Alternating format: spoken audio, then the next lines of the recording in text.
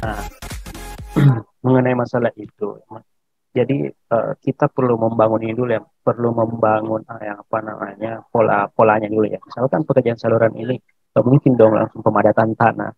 Jadi kita untuk pekerjaan saluran ini contoh ya, di saluran sekunder ini, saluran sekunder listrik ini contoh, untuk pekerjaan tanah di saluran, nggak mungkin dong langsung pemadatan tanah kalau kita belum menggali terlebih dahulu. Jadi kita harus membangun polanya terlebih dahulu. Apa namanya? Itulah kegunaan kita bekerja sebagai project control atau project scheduler ya, scheduler. Jadi kita harus paham dulu nih polanya, pola-pola cara berpikirnya kayak gimana. Nggak mungkin dong kalau langsung timbunan, kita belum gali langsung nimbun gitu, nggak mungkin kan. Jadi seperti ini contoh deh, eh pekerjaan ini ya, pekerjaan ini. Jadi kalau misalkan di lapangan, jadi kan kita melakukan survei awal terlebih dahulu ya. Jadi di survei awal itu, misalnya kita ada pasangan batu yang sudah terpasang.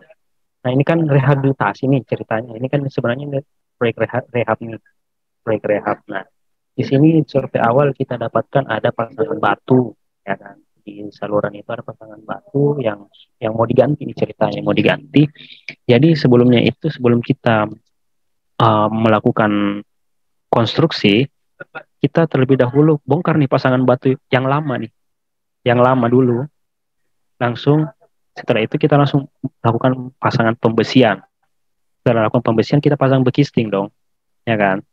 Dan setelah itu kita masuk cor menggunakan 175 dan pasangan. Terus setelah itu setelah kita cor di sini kita melakukan pasangan batu, dan setelah ada pasangan batu kita plester deh.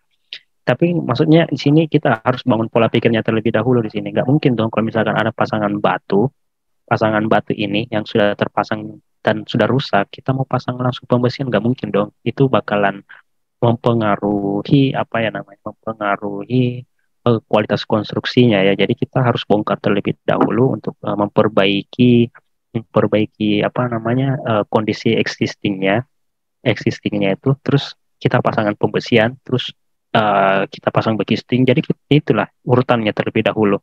Jadi kita harus membangun polanya terlebih dahulu. Cara berpikirnya itu seperti itu. Karena nggak mungkin dong kalau misalkan di pekerjaan saluran tanah ini kita langsung melakukan pemadatan, nggak mungkin kan. Jadi itu jadi biasa itu di RAB itu sudah tersusun rapi nih, yang kayak gininya. Sudah tersusun rapi. Jadi itu tadi ada P3 kan. P3 itu yang tadi saya bilang kita apa namanya pelajari. Di sini ya di awal itu saya sampaikan harus ada P3, pedoman pelaksanaan pekerjaan. Jadi setiap proyek mau dikerjakan itu harus ada ininya dulu. Kalau kita nggak ada pedoman pelaksanaan itu ya susah. Kita nggak tahu nih ininya juga. Kalau kecuali kita pakai pengalaman mungkin bisa, tapi kalau misalkan kita pakai P3 itu lebih apa namanya ya. Karena itu kan P3 dia standarisasi proyek ya. Jadi memang harus digunakan P3-nya. Jangan menggunakan pengalaman sebenarnya. Ya seperti itu mungkin, Mbak. Jadi kita Iya, harus bangun pola pikirnya terlebih dahulu untuk urutan pekerjaannya ini seperti itu. Jadi kan itu juga bakalan muncul di RAB kan itu. Ada muncul RAB. Biasanya di RAB itu sudah rapi tuh. Sudah rapi itu di RAB. Jadi kita bisa masukkan di sini. Nah, seperti itu, Pak.